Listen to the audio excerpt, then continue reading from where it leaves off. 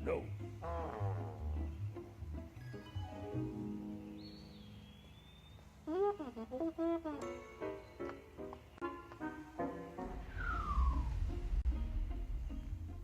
Y ese es el nombre de nuestra nueva serie. Alguien tiene que aplaudir al Señor, porque esto va a estar bueno.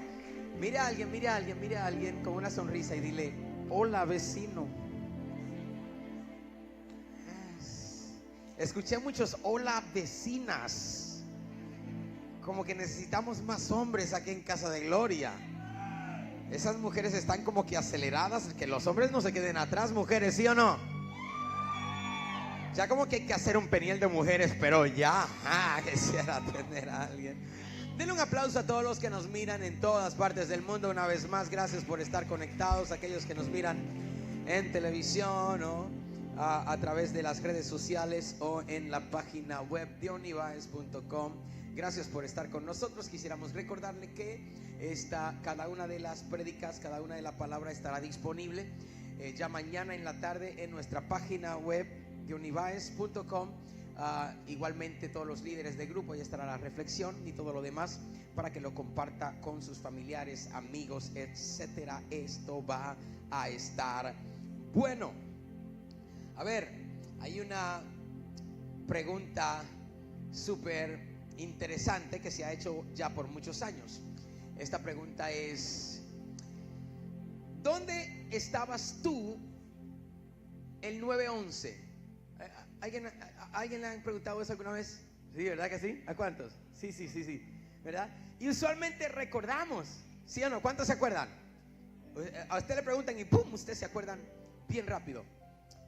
¿En dónde estabas el 9/11? Yo me acuerdo que estaba en casa, estaba durmiendo y me levantaron los teléfonos y me dijeron, no sé si fue con mis padres que hablé, que vieran la televisión, y ahí vi todo lo que estaba pasando. Interesante pregunta, ¿dónde estábamos el 9/11? Pero aún más interesante es esta pregunta que yo estaba pensando ayer. Esta pregunta, Mayra: ¿te acuerdas del primer vuelo que tomaste después del 9/11? ¿Cuánto? ¿Sí? Ok, ahí hay más, ahí hay menos, hay más pocos que se acuerdan del primer vuelo. Yo me acuerdo, de hecho, esa misma semana del 9/11, y estamos hablando obviamente del ataque terrorista contra las Torres Gemelas en Nueva York. Esa semana yo tenía que viajar a algún lugar, no me acuerdo dónde, alguna parte del mundo. Pero obviamente pues cancelaron todos los vuelos, no podíamos salir a ningún lado. Pero recuerdo que el primer viaje que tuve fue la semana después de esa. Tenía que ir a predicar a Connecticut, todavía me acuerdo bien, y tenía que agarrar un vuelo. Pero es muy interesante, y yo creo que si no el 99.9%, porque el 0.1% no es lo suficientemente quizás honesto para aceptarlo, que también, pero seguramente que la gran mayoría de los que están acá, cuando tomaron el primer vuelo, ¿te acuerdas, Pedro? Cuando tomaron el primer vuelo, se sintieron igual que yo. Porque lo primero que yo pensaba, desde antes de llegar al aeropuerto, cuando me monté en el carro, lo primero, Benita, que estaba pasando por la cabeza era: ok, cuando llegue al aeropuerto, voy a ver si alguien se ve así como del... No se hagan los locos, que yo sé que ustedes lo hicieron también. ¿Quién puede decir yo? ¿Verdad? Entonces me acuerdo que esa era toda mi preocupación. Y ustedes saben que nosotros nos vemos como que un poquito muy parecidos, ¿verdad? Entonces hasta los hispanos le tenía el ojo yo. ¿Será o no será? ¿Será o no será? ¿Será terrorista? Si es terrorista, me voy a cambiar de asiento y me voy a sentar al lado de esa persona que se ve así como media árabe. Y si veo algo raro, pues le hago y le meto una llave profética.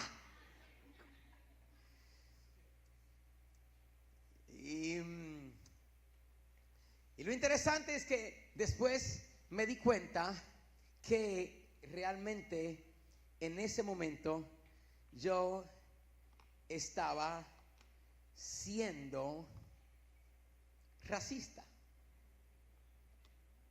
Y de hecho, eso vamos a hablar en este día, y ahí vamos a comenzar esta nueva serie. Alguien diga: vecinos. Y vamos a hablar de razas reconciliadas.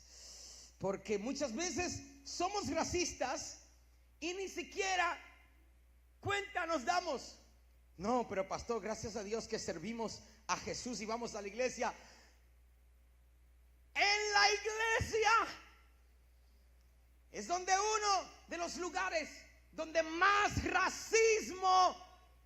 No sé si puedo predicar hoy. Yo voy a necesitar que alguien me ayude a predicar esto, porque esto va a estar un poco complicado en este día y voy a necesitar que alguien me ayude. Racismo en la iglesia.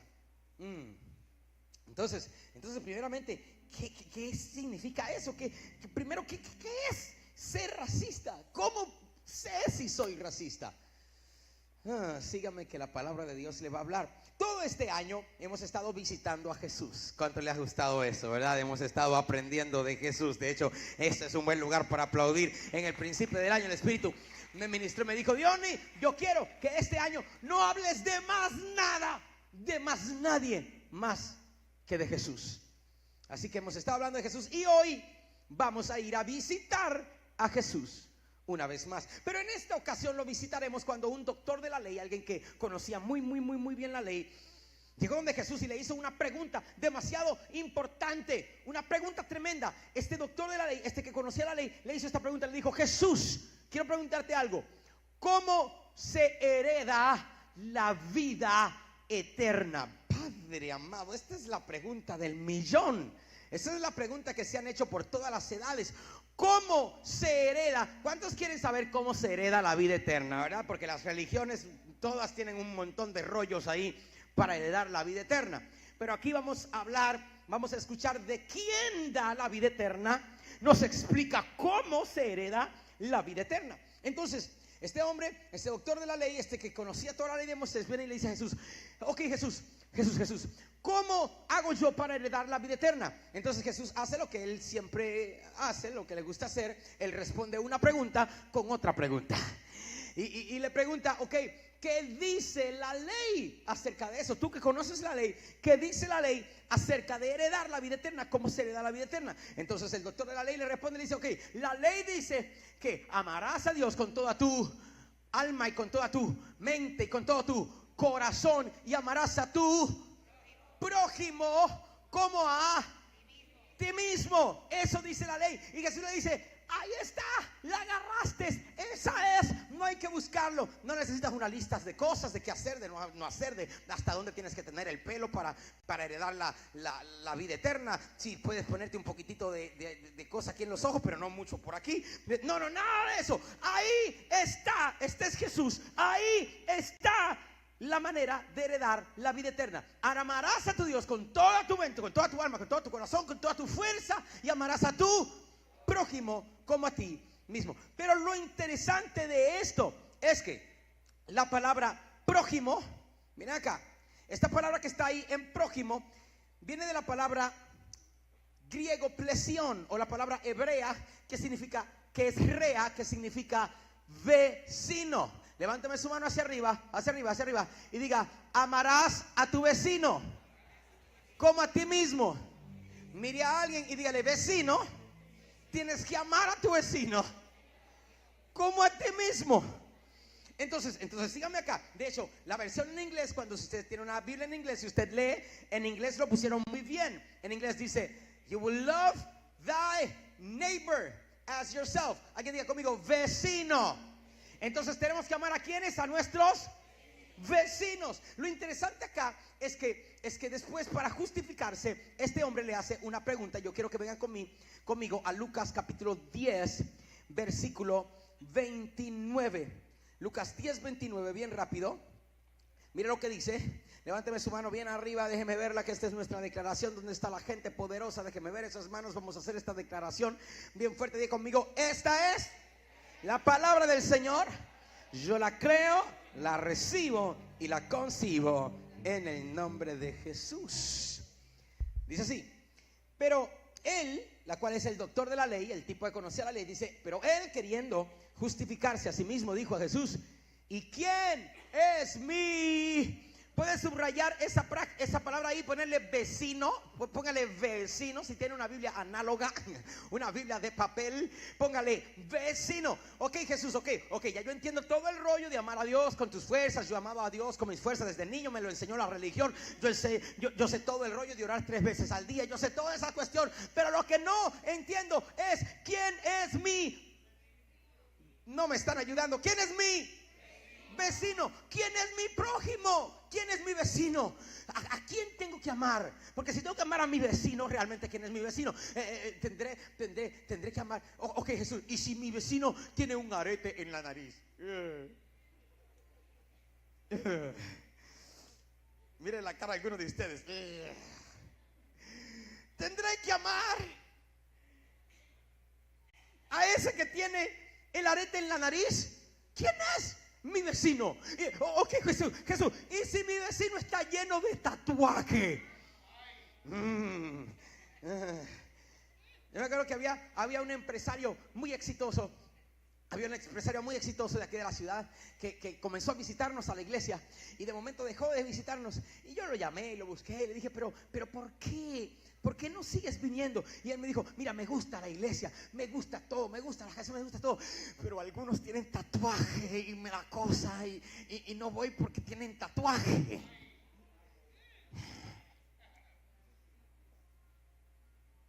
Si tienen tatuaje, Jesús, tengo que amar a los que tienen tatuajes. Ok, Jesús, ok. Y si no aman al mismo Dios que yo amo. Ok. Si adoran otra cosa rara como el Ares Krishna o el Buda. Oh, Dios, hoy tendré yo que amar a aquellos que aman a Buda. Reprendo al diablo y todo espíritu de Jezabel. Jamás yo amaré a nadie que ame a Buda. Entonces explícame, Jesús, ¿quién es mi vecino? Lo interesante de esto es que Jesús no le dice quién es el vecino. Jesús más bien le enseña a cómo ser un buen vecino. ¿Por qué? Porque si tú aprendes a cómo ser un buen vecino, a cómo ser un buen prójimo, entonces te darás cuenta que tu prójimo no son algunos, no son los que se ven como tú, no son los que hablan como tú. Ok, Jesús, este es peor todavía. Jesús, ¿y si mi vecino no tiene el mismo color de piel que yo? Ay, vamos a meternos aquí en unas cosas serias. Nos metemos, sí, entramos ahí.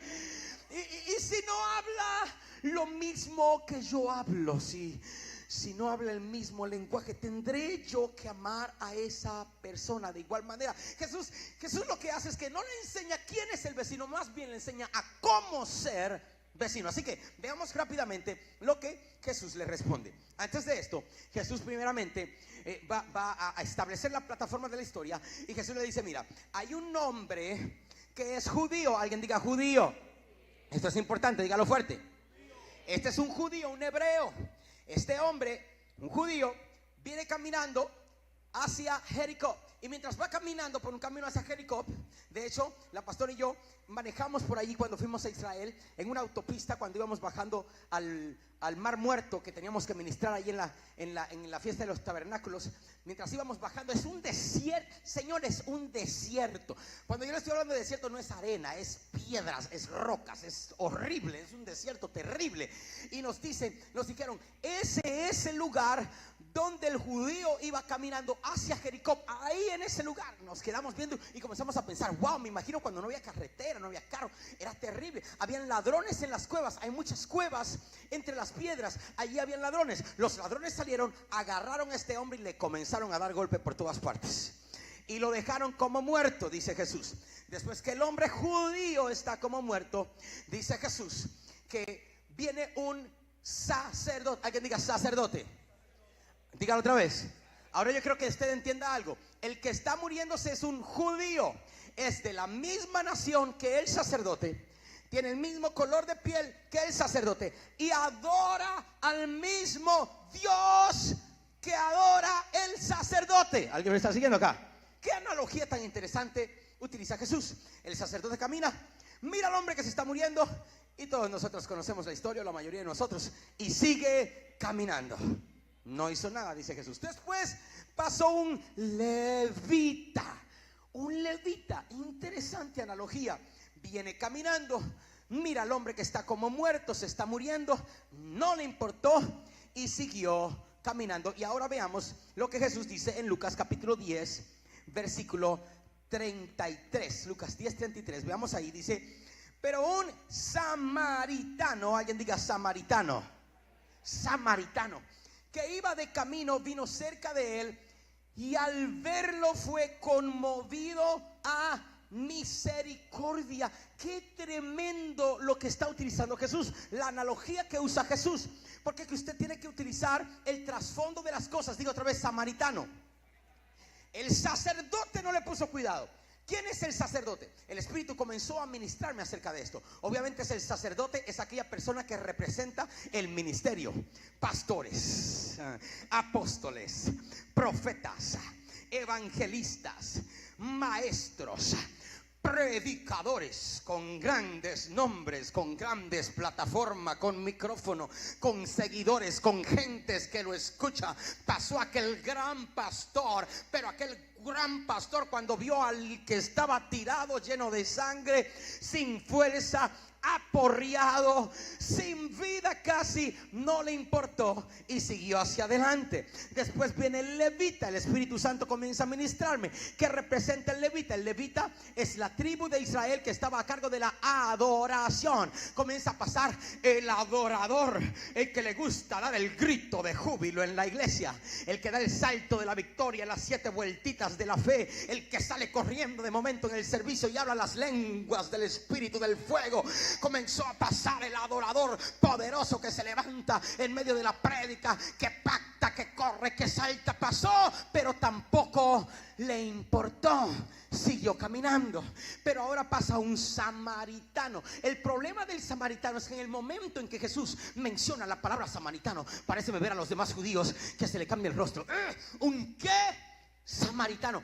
¿Qué dijo Jesús? Un samaritano. Pero ¿cómo se atreve Jesús a mencionar un samaritano después de mencionar un sacerdote o un levita? No, es que tienes que entender el trasfondo. Los judíos odiaban con pasión a los samaritanos. Los odiaban demasiado. Esta es la razón. Este odio tenía 700 años. Por 700 años hasta ese día se habían odiado, y se odiaron por muchos años más. Pero 700 años tenían odiándose unos a otros. Lo que pasó es que 700 años atrás el pueblo de Israel comenzó a mezclarse con naciones paganas que adoraban a otros dioses, que adoraban a ídolos. Y de esas naciones, de esas mezclas que hicieron, nacieron hijos. Y esos hijos, esa raza, le llamaron samaritano. Entonces la raza, esa gente, eran el resultado del pecado. Eran el resultado de lo sucio, de lo inmundo, de lo impuro. Era un pasado horrible, era un pasado que yo no quería recordar. Pero Jesús toma la analogía de alguien con un pasado, de alguien odiado, de alguien herido, de alguien rechazado. Y el Señor me comienza a ministrar aún ayer cuando estoy escribiendo esta prédica, y el Espíritu me dice: mira lo que está pasando. Lo que pasa es que la gente que ya tiene plataforma, que tiene cosas bonitas, que tiene micrófono, que tiene seguidores en Facebook, que le dan likes en Twitter, que todo el mundo le cae bien, la gente que no tiene pasado, la gente que nunca ha cometido un error, la gente que nunca ha cometido un pecado, esa gente, cuando miran al otro, le importa demasiado su reputación como para acercarse y ayudar al que está caído. Es por eso, me dijo el Espíritu, que yo usualmente escojo al que ha sido aporreado, al que ha sido pisoteado, al que ha sido rechazado, al que tiene un pasado. Quisiera tener a alguien acá con algún pasado en su vida. El Espíritu me decía: a esos son los que yo escojo para hacer grandeza. Oh, yo lo he dicho antes y lo voy a decir otra vez. Es que, mi querido José, el que nunca ha pasado nada en su vida, tiene que aprender a adorar.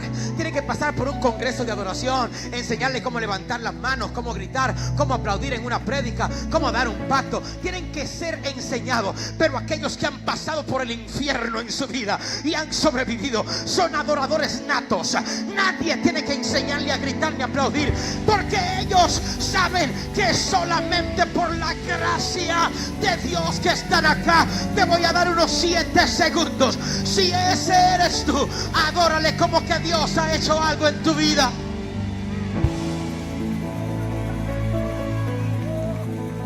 Oh yeah, baby. Vamos, saluda a alguien, sacúdale un poco y dile: yo soy ese samaritano. Yo soy ese samaritano, papá. Yo tengo un pasado. Dile a alguien: si te digo los pecados que he cometido, no estuviese sentado al lado mío ahora.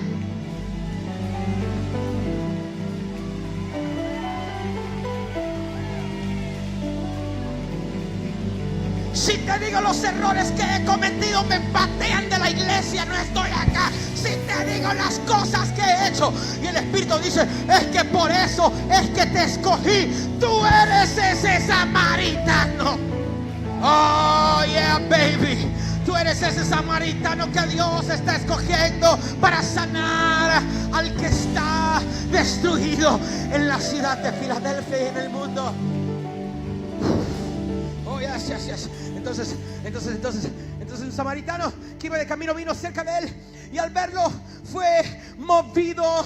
Sacude a alguien y dile: misericordia. ¿Sabes por qué? Porque al que se le tiene misericordia tiene misericordia. No me ayudó. Al que se le tiene misericordia tiene misericordia. Fue movido a misericordia y viendo sus heridas, porque él ha estado ahí, porque él ha sido herido, porque él ha sido rechazado, porque él ha pasado por cosas, viendo sus heridas, le echó aceite y le echó vino y lo puso en su cabalgadura y lo llevó al mesón, le llevó al hotel y cuidó de él, y después con su dinero le pagó al dueño del hotel y le dijo: lo que él coma, lo que consuma, el cuarto, todo, pónmelo a mi cuenta. Yo voy a ayudar a este porque yo he estado allí también. Pero la gente estaba en shock. Algunos se crujían los dientes. Samaritano, pero ¿cómo te atreves a hacer similitud entre nosotros y un samaritano? Un samaritano no es raza pura, es una mezcla, es otra raza. Un samaritano habla otra cosa. Un samaritano adora a otros dioses.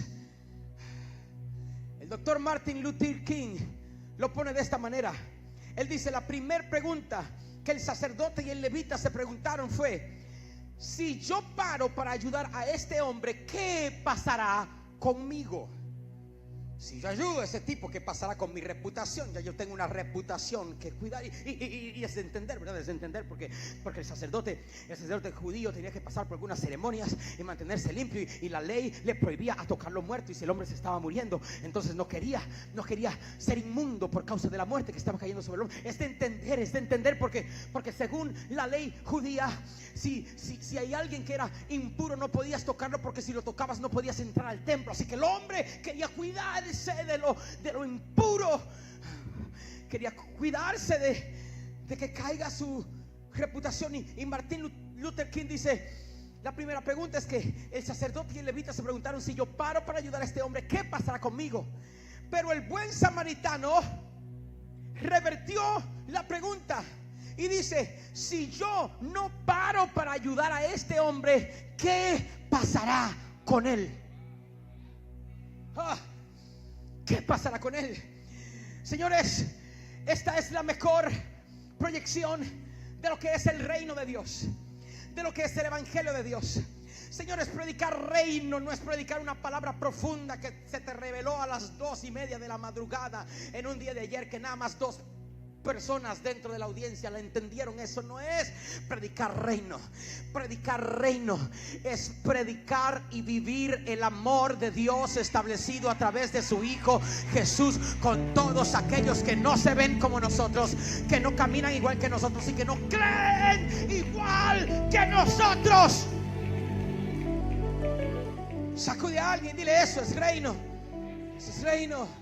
Ese es el corazón del evangelio. Dennis Leary dijo: el racismo no se nace. Nadie nace siendo racista. El racismo se enseña. Yo tengo Un niño de 4 años, ustedes lo conocen. Es ruidoso, siempre anda corriendo por ahí, el Shaddai. Señores, él no odia a nadie porque no tienen el mismo color de su piel. De hecho, tendría un serio problema porque... Y después la abuela, peor todavía, como dicen en México, peor. Él no odia a la gente porque no se vean como él. ¿Sabe lo que él odia? ¿Sabe lo que él odia? ¡El pollo! Él odia. Señor, estoy orando por él. ¿Qué pasa con este niño que no come pollo? Con mi hijo no come pollo. ¿Qué cosa, qué espíritu es este? Pero nadie nace odiando otras razas. Nadie nace dando preferencia a otras personas por el color de piel, o por lo alto que son, o por los bajitos que son, o por los gorditos o flaquitos que son. Nadie nace. El racismo no nace. El racismo se enseña. Entonces yo quiero que esto se le meta bien adentro. Es más, yo quiero que usted lo diga conmigo. El racismo no es un problema de piel, es un problema de pecado. El racismo no es una cosa de piel. El racismo es una cosa de pecado. Es una cosa de pecado. Ah, me están mirando raro. No me creen, pues se lo voy a enseñar. Santiago 2:9. Pero si favorecen más a algunas personas que a otras, ¿cometen qué? ¿Cometen qué? Pero si favorecen más a algunas personas que a otras, cometen pecado y son culpables de violar la ley. En otras palabras, todo lo que Jesús hizo para salvarte de la ley a través de la gracia por su sangre en la cruz del Calvario, el que favorece a unas personas más que a otras, violan el sacrificio de Jesús en la cruz del Calvario y son dignos del infierno.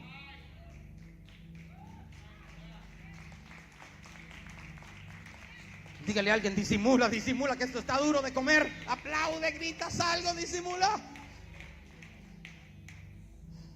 El racismo no es un problema de piel, el racismo es un problema de pecado. El gran problema es que muchos de nosotros nos damos cuenta que somos racistas, que estamos siendo racistas con otros. Entonces la pregunta es: Pastor, ¿cómo reconocemos que somos racistas? ¿Cómo reconocemos que estamos siendo racistas? Les voy a enseñar bien rápido.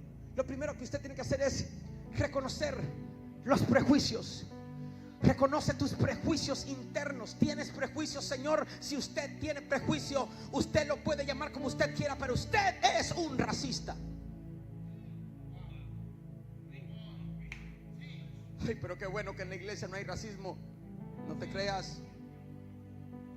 Yo no sé qué está pasando con nosotros, sobre todo en este país. Iglesias de morenos, iglesias de blanco, iglesias de coreanos, iglesias de chino, iglesias de hispanos. Es por eso que siempre lo digo acá en este lugar: esta no es una iglesia hispana, esta no es una iglesia morena, esta es una iglesia del reino de Dios y todos son bienvenidos. Bendito Dios que si yo hablara chino, hiciera un servicio en chino. Oh yeah baby. Luciano, y si hablaba portugués, trajese a todos los brasileros y portugueses que hay por ahí, hiciese un servicio en portugués, porque esta es una iglesia. Alguien diga: reino. Tengo que reconocer los prejuicios que hay dentro de mí. Pero ¿qué es un prejuicio? Mira lo que dice el diccionario acerca del prejuicio. Prejuicio es el proceso de formación de un concepto o juicio sobre alguna persona, objeto o idea de manera anticipada. Eso es prejuicio. Cuando tú juzgas a alguien anticipadamente sin tener base, fundamento o experiencia pasada, es un prejuicio. Señores, el racismo no es solamente con un color de piel. Algunos dicen: uy, no, pero es que los ricos, todos los ricos son mezquinos. Eres racista. Eres racista. Es que todos los pobres son vagos. Eres racista. Es que todos los pastores son ladrones. ¿Cuántos han escuchado eso anteriormente? Racistas. Entonces, la semana pasada estábamos en Casa de Dios. Por 6 meses hemos estado en un entrenamiento para desarrollar un mejor sistema de discipulado en nuestra iglesia. Ese es un buen lugar para aplaudir al Señor. que comenzaremos a implementar esta misma semana. Impresionante cuál es la mejor manera en este momento, en esta etapa del mundo, en esta generación, para amar a los demás, que es lo que Jesús nos mandó a hacer. 6 meses pasamos la pastora y en un entrenamiento intenso, todos los días, tareas, leyendo libros, haciendo examen todos los días por 6 meses, ¿se imagina? Incluyendo los sábados y los domingos. Nos fuimos a graduar ahora, don't do that. Nos fuimos a graduar ahora. Y en la graduación, bueno, fue hermoso. Luego salimos, nos fuimos al aeropuerto y cuando íbamos por el aeropuerto,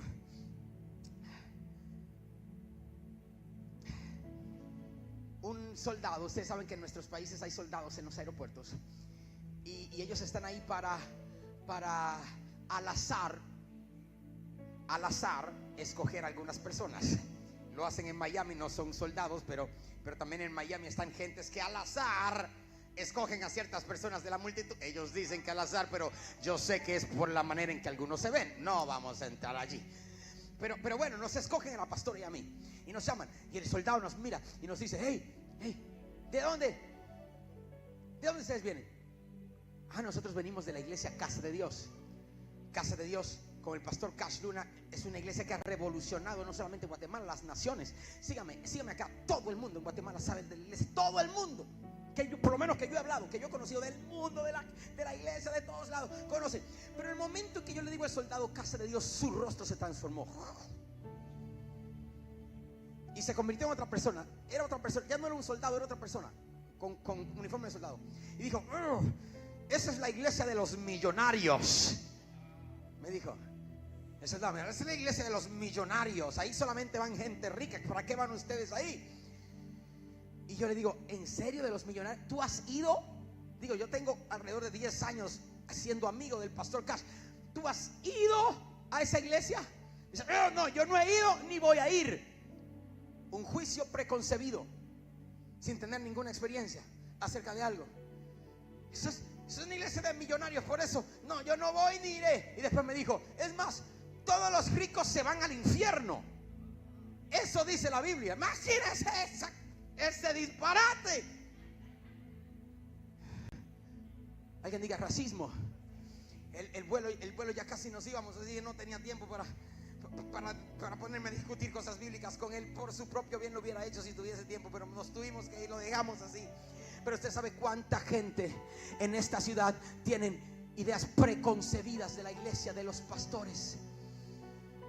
Cuánta gente dentro de otras iglesias juzgan a otros pastores por cosas que ellos ni siquiera conocen. Alguien diga racismo. Entonces hay gente que dice: bueno, ¿sabes qué? Yo no soy racista, pero señores, todo lo que puede venir después de ese pero está mal. Los perdidos me siguieron. No, pastor, es que yo no soy racista, pero cállate. Déjalo ahí. No digas más nada, porque todo lo que puedas decir después de ese pero es pecado. Todo lo que puedas decir después de ese pero es racismo. Yo no sé si yo puedo predicar esto aquí correctamente. Todo lo que puedas decir. No, pastor, pero es que los blancos. No, pastor, pero es que no, porque es que nosotros lo arreglamos. Nosotros no decimos negro. No, negro es racista. Decimos morenitos. ¿Estoy predicando duro? ¿Sigo o paro aquí? Es que los morenitos. Ustedes saben que yo he escuchado eso acá en esta iglesia. Gente quejándose diciendo: es que los morenitos. Racista y estás pecando. Y por más que cantes canciones, no vas a poder ir al cielo hasta que no entiendas que lo que te gana la herencia en el cielo es amar a Dios y amar a tus vecinos, a tus prójimos. No importa qué color, qué tamaño, cuánto dinero tengan, cuán pobres sean, qué lenguaje hablen. Habrá alguien que me está siguiendo acá. Tenemos que amarnos los unos a los otros. No tengo tiempo, se me fue el tiempo.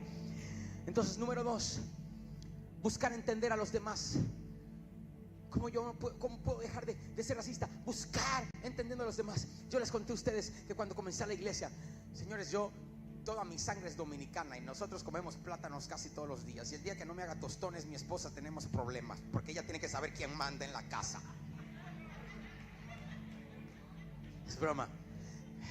A mí me preguntaron una vez, me dijeron, Johnny, ¿qué quieres? ¿Quieres mandar en tu casa o ser feliz? Yo le dije, ser feliz. Esa es otra historia. Ok, y yo soy, ¿verdad?, de sangre dominicana, me siento dominicano, aunque nací, me crié en Venezuela, pero no entendía la cultura porque nunca pasé tiempo en Dominicana, no conocía a mi familia, nada de eso. Y cuando comencé Casa de Gloria, yo tenía un serio problema, porque yo le decía a la gente, pero ¿por qué me gritas? ¿Qué problema tienes conmigo? Y el otro decía, pero no ofendas al hermano, ¿por qué tienes que gritarle? Hasta que nos fuimos de vacaciones a República Dominicana. Y entonces yo le dije, mi amor, ahora entiendo a nuestra gente. Es que son gritones los tipos, es que así son. No es que se hablan mal, no es que discuten, no es que están peleando, es que así son. Tenemos que entender, señores, las culturas. Nosotros somos hermosos, somos latinos, papá. Somos hermosos. Tenemos muchísimas etnias y culturas y lenguajes dentro de nuestra sangre latina. Tenemos que entendernos. Muchas veces nos ofendemos con los demás porque no entendemos que así es la cultura de ellos. Entendámonos los unos a los otros y no permitiremos que el racismo entre a nuestros corazones. Número 3, tenemos que amar, levánteme sus manos, a los que son diferentes. Especialmente yo discutiría a los que son diferentes. Los que son diferentes. Saben que en 1996 ustedes han escuchado el KKK, Ku Klux Klan. Es una asociación racista que por siglos ha estado en esta nación, por muchos años, no sé si siglos, pero tiene que ser más de 100 años que ha estado en esta nación. Muy fuerte. Se ponen esas cosas puntiagudas, blancas, con esos huecos en los ojos. ¿Alguna vez lo has visto? Ku Klux Klan. Ok, en 1996 hicieron una marcha contra la gente de color, etcétera. Y mientras estaban haciendo la marcha, salieron protestantes. Gentes de color salieron a protestar en contra de las marchas que estaban haciendo. Y los policías separaron a los protestantes de los KKK. Pero el problema fue que un KKK se metió a donde estaban los protestantes. Y obviamente es odio, porque primeramente era todo blanco, después estaba todo tatuado con cosas de Hitler y de racismo y de malas palabras, y estaba todo tatuado. Y entonces uno de los que estaba protestando lo miró de lejos y dijo, maten al nazi, maten al nazi. Y cuando dicen maten al nazi, esto ocurre en 1996. Una jovencita de 18 años, una jovencita llamada Keisha Thomas, sale corriendo mientras le están golpeando a este hombre, dejándolo casi por muerto. Esta jovencita sale corriendo y se tira con su cuerpo, cubre a aquella persona que de otra manera seguramente, si la hubiera agarrado a ella, la hubiera matado, la hubiera colgado, le hubiese echado fuego en alguna mata, en alguna planta, en algún árbol por allí. Sin embargo, ella, sin importarle eso, tira y con su cuerpo cubre a este hombre que está siendo golpeado por ideales que van en contra del propio bienestar de su misma vida. Es más, esta es la famosa foto. Esta es Keisha Thomas tirada encima de aquel hombre que está siendo golpeado, que está siendo masacrado al frente de los demás, diciéndole no lo golpeen, no lo maten. Cuando levantan a Keisha y llegan los reporteros y le preguntan después cómo es posible que alguien que hubiese sido seguramente matada o hubiese sido golpeada por esa persona, con su propio cuerpo se encargue de proteger a la persona que la odia a ella. Keisha Thomas dijo, por causa de mi fe en Jesucristo, por eso lo hice, por eso lo hago, porque cuando yo no era nada, Jesús lo hizo por mí. Cuando yo no lo merecía, Jesús se tiró para protegerme. Con su sangre me limpió. Y dijo, pero no solamente eso, sino que yo también en mi pasado he sido abusada. Yo también en mi pasado he sido golpeada. Y en muchas veces que fui abusada y detestada, me hubiera gustado haber tenido a alguien que se levantase y que hubiese hecho eso por mí. Es por eso que yo lo hago, por la persona que yo pueda hacerlo. ¿Saben qué, señores? Les voy a decir algo. La iglesia de Cristo se ve así. Así se tiene que ver la iglesia de Cristo. La iglesia de Cristo no es necesariamente un montón de personas que se ven igual, que aman el mismo lenguaje, levantando las manos, cantando las mismas canciones. Esa no es necesariamente la iglesia de Cristo. Así tiene que verse la iglesia de Cristo. Un grupo de personas levantándose para amar y para proteger aún a aquellos que no lo merecieran. Mira a alguien y dile: somos la iglesia. Somos la iglesia. Somos la iglesia. Por eso es que Gálatas 3:8 dice: ya no hay judío ni griego, no hay esclavo ni libre, no hay hombre ni mujer. Eso es lo que dice. No hay que hombre ni mujer. Señores, no sé si esto fue un error. ¿Está esto en la Biblia? Deja de hablarme de esa cuestión de judíos, de griegos, que si creen en Jesús o si creen en el Buda. Deja de hablarme de eso. Judíos o griegos, o esclavos o libres, o hombres y mujeres. Oh, no, es que los hombres son solamente los que pueden predicar en una plataforma. Eres racista.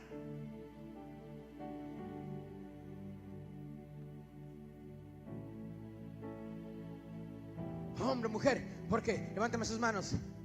Todos vosotros sois. ¿Cuántos? Agarre la mano a alguien y póngase de pies. ¿Qué miras son? Agarre la mano a alguien y dígale: somos uno. Somos uno. Somos uno. Dios ama a los chinos y los cubanos,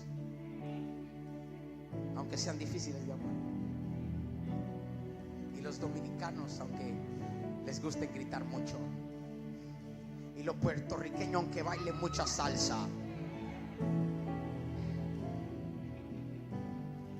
Dios ama a los guatemaltecos y a los hondureños, a los costarricenses y a los nicaragüenses, a los haitianos y a los africanos. Dios los ama a todos. Y yo no sé ustedes, señores, pero yo creo algo profundamente en mi espíritu. Dios nos ha entregado esta ciudad.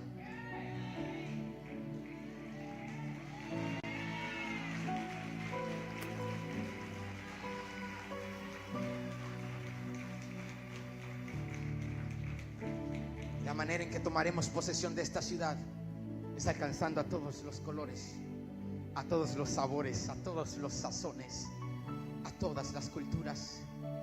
Cuando levantemos nuestras manos al cielo, como muchas veces lo hemos visto aquí en esta iglesia, negros y blancos y marrones y amarillitos, adorando a un mismo Dios y exaltando a un mismo Señor, cada vez nos pareceremos más al reino de los cielos.